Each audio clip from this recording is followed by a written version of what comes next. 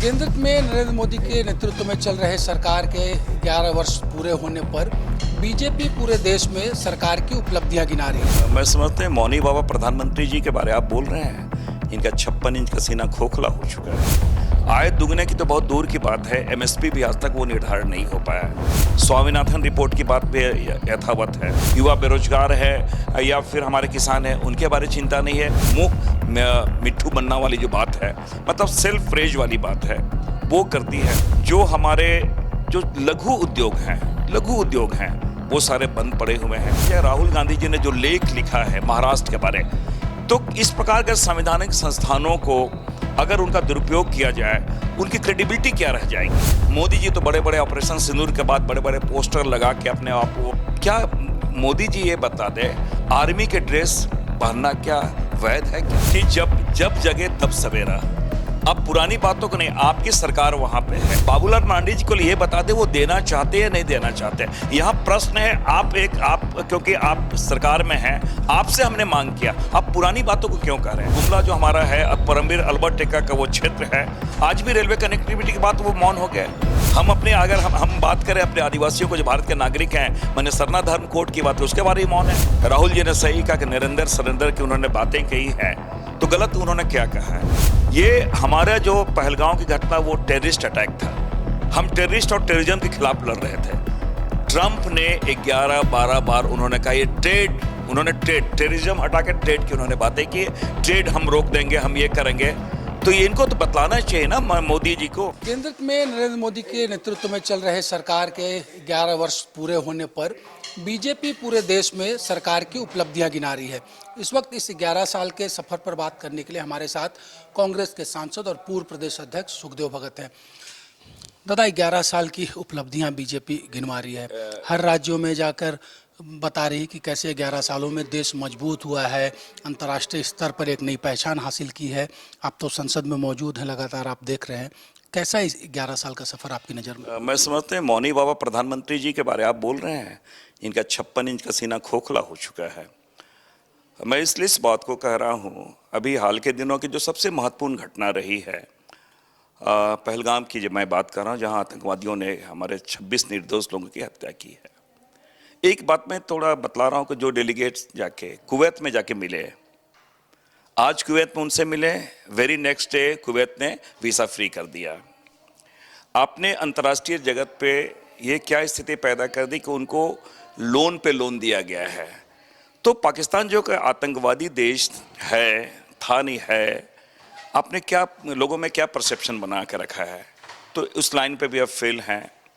जो बहुत छोटी सी भारत एक कृषि प्रधान देश है, उनकी आय दुगने करने के बाद 2022 की बात की, 2025 आ गया है। आय दुगने की तो बहुत दूर की बात है, एमएसपी भी आज तक वो निर्धारण नहीं हो पाया है।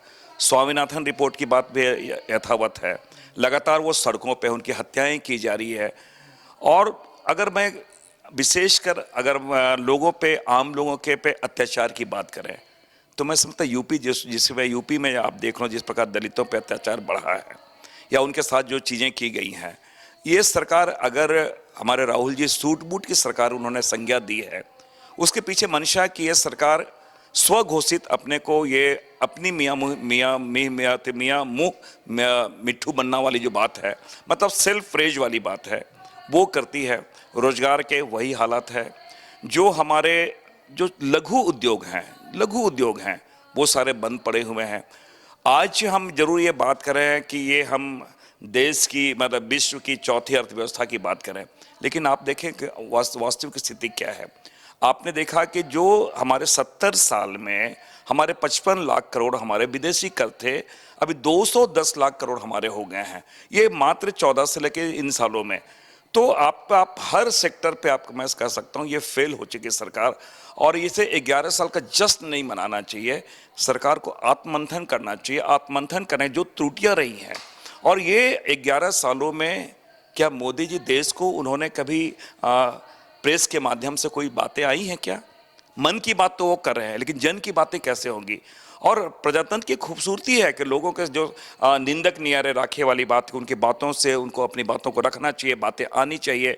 और जो कमियां रह गई, मैं समझता हूँ प्रेस एक बहुत बड़ा लोकतंत्र का स्तंभ है जिनके माध्यम से बातें आनी चाहिए थी।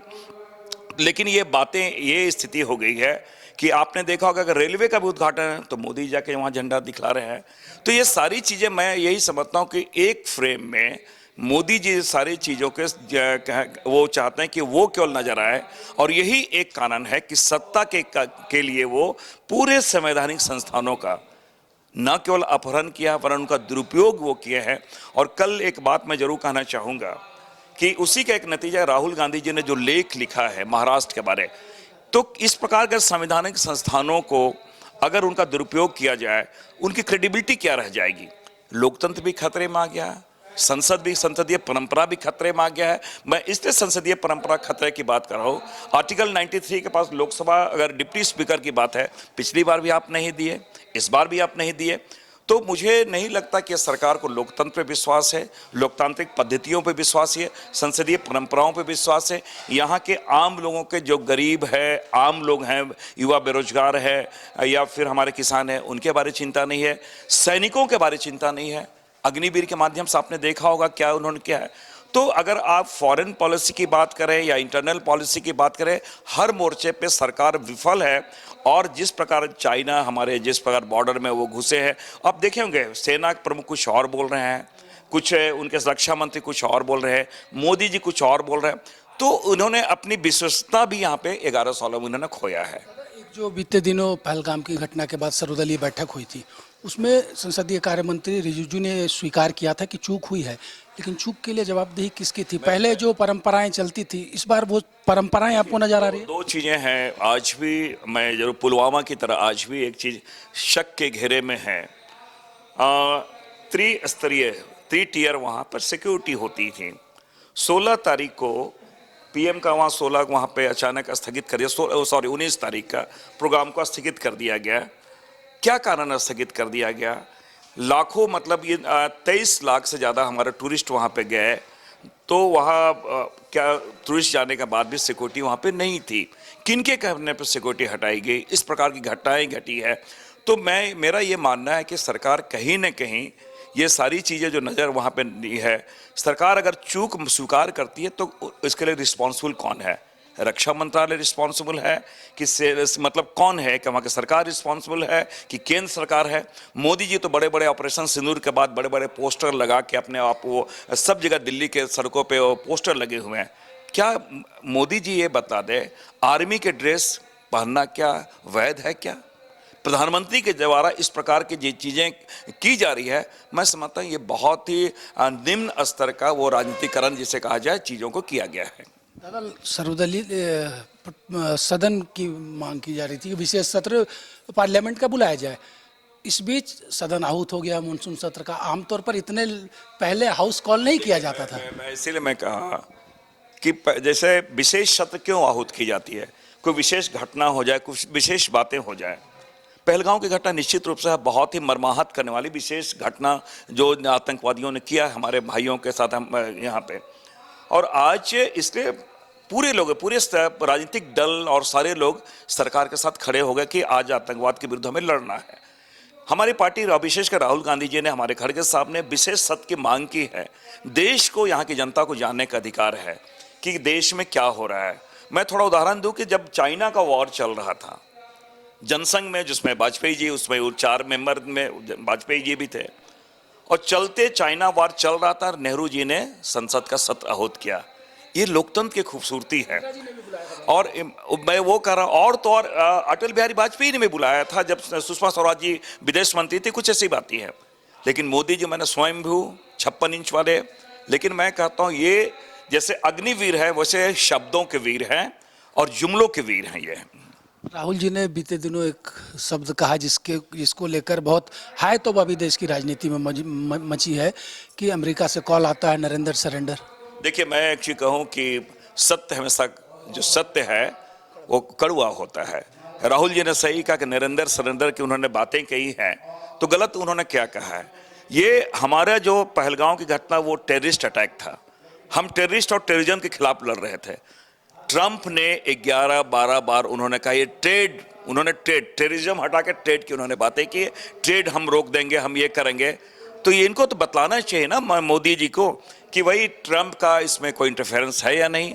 ट्रंप ने जो एड्रेस किया, इसके बाद मोदी जी एड्रेस किए, उसमें उन्होंने कुछ नहीं कहा। तो ये बातें तो इन्होंने सही कहा, राहुल गांधी जी ने, कि इन्होंने ना केवल सरेंडर किया है, और सरेंडर करने के बाद सबसे दुखद स्थिति ये है, सरेंडर तो किया है, उसके बाद भी पूरे भाव के साथ कि हमने ये किया, हमने वो किया। और सबसे दुखद सिंदूर की कीमत, सिंदूर के साथ भारतीय नारियों के भारत में उसकी एक आस्था है, एक विश्वास है, उसका एक अपना महत्व है, लेकिन उसे भी इन्होंने उसका भी राजनीतिकरण करने से बाज नहीं आया। इसलिए मैंने कहा कि आज भी यह सरकार इन प्रकारन सत्ता चाहती है और सत्ता के लिए कुछ भी कर सकती है। 11 सालों में झारखंड को क्या मिला? मैं समझता हूं कि यहाँ के सांसदों से पूछना चाहिए कि लगातार यहाँ पर भारतीय जनता पार्टी के सांसद जीते हैं। आज मैं बताऊं, मैंने तो पार्लियामेंट में एक बात की कि एक पॉलिसी भी है, गुमला जो हमारा है, अब परमबीर अल्बर्ट टेक्का का वो क्षेत्र है, आज भी रेलवे कनेक्टिविटी की बात वो मौन हो गए। हम अपने अगर हम बात करें अपने आदिवासियों को जो भारत के नागरिक हैं, मैंने सरना धर्म कोड की बात की, उसके बारे में मौन है। तो अगर इस तरह से देखें तो हम समझते हैं कि ये सरकार आज भी ये पूंजीपतियों की सरकार बनी, आम लोगों की सरकार नहीं है। और 11 सालों में जस्ट नहीं, मैं समझता हूँ उससे आत्ममंथन करने की आवश्यकता है। आखिरी सवाल, बीते दिनों बाबूलाल मरांडी ने न्यूज़ 11 के प्लेटफॉर्म में कहा कि कांग्रेस को बताना चाहिए कि सरनाथ धर्म कोड जो अभी ये मांग कर रहे हैं पूर्व में क्यों नहीं हुआ, और आप लोग भ्रम फैला रहे हैं कि इस बार जनगणना में अदर्स का कॉलम नहीं होगा। मैं आपको एक चीज़ बता दूं कि आपने देखा होगा जो जिस प्रकार की जो सेंट्रल सारी चीज़ें आ रही है, उसमें अदर्स का कॉलम हटा दिया गया है। हमारा ये कहना है कि बाबूलाल मरांडी जिन बातों के राज्य के हमारे प्रथम मुख्यमंत्री हैं, मैं उनका सम्मान के साथ एक बात कहना चाहता हूँ कि जब जगे तब सवेरा। अब पुरानी बातों को नहीं, आपकी सरकार वहाँ पे है, हमने पारित करके भेजा है। बाबूलाल मरांडी जी को ये बता दे वो देना चाहते या नहीं देना चाहते। यहाँ प्रश्न है, आप क्योंकि आप सरकार में हैं, आपसे हमने मांग किया, आप पुरानी बातों को क्यों कह रहे हैं? बहुत सिंपल सी बात है। इसलिए मैंने कहा कि भगवान ने आंखें आगे देखी, आगे की बातें होनी चाहिए, वर्तमान की बातें हुई। जब भी आप कुछ बात करें, वो पीछे नेहरू जी ने ये किया, आपने क्या किया, अरे आपको क्या करना है इसके बारे में बताओ ना। क्या नंबर देंगे 11 साल में मोदी जी को? मैं समझता हूं कि नंबर यहाँ पे आदमी होता है ना, जैसे होता है ना 11, तो 1 + 1 2 से ज़्यादा नहीं हो सकता है। ये कांग्रेस सांसद सुखदेव भगत को सुना, कितनी बेवकूफ़ी से इन्होंने बताया कि 11 सालों में क्या स्थिति है, और जो उपलब्धियां बीजेपी गिना रही है वो बीजेपी के ऊपर यह चरितार्थ होता है कि भाजपा वाले अपने मुंह मियाँ मिट्ठू बन रहे हैं। सहयोगी सुशील के साथ विपिन उपाध्याय, न्यूज़ 11 रांची।